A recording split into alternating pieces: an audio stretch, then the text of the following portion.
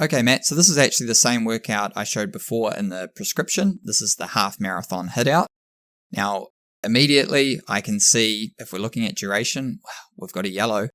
What's caused that yellow is actually shorter. So then I'm looking at averages. Now, averages, I'm not looking at average across the whole workout because this workout is interval based. So I'm looking at averages across the individual work sections and sometimes the recovery sections, but generally the work sections. And the averages are below the mark overall.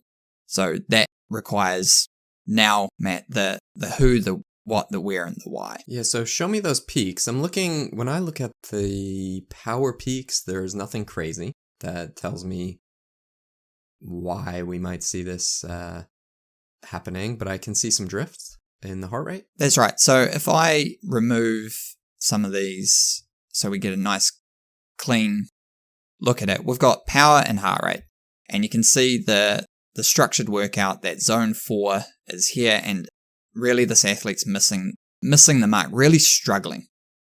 And so I want to check the heart rate to see what that, so show the zones to see.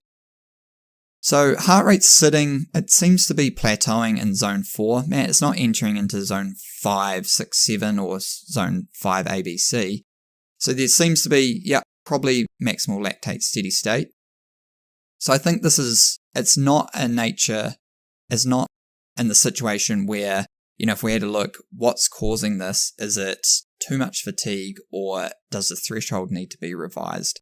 I don't think it's a means of needing to revise the threshold. I think this is a situation where we have too much fatigue. Yeah, cool. That's probably what I would think as well. Can you show us some of the training peaks charts? What I'd look at here, Matt, is once I've gone through this, is there too much fatigue? So I've brought up the performance management chart, Matt, and you can see this athlete, in terms of their pink ATL fatigue, it's peaking. It's peaking for the last 90 days, which is about, what's that, Matt, 3 months or so.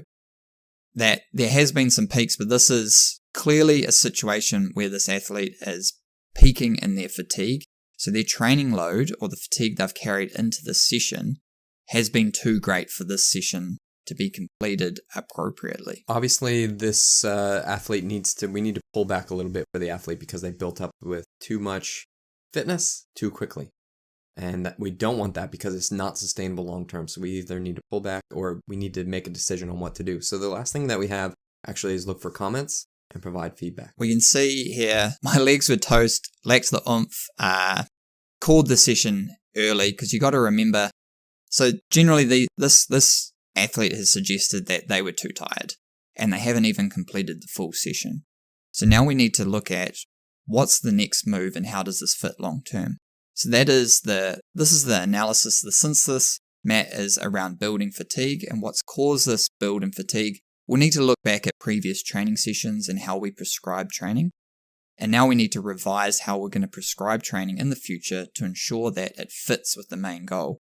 But the point here is we've been able to identify a real issue. We've been able to synthesize it because that fatigue, whatever it's come from, whether it's too much hard training, whether it's too much training in general, the frequency, intensity, duration, has caused a physiological, biomechanical, and biochemical damage that has not been adapted to before the session. And so moving forward, we need to revise our prescription.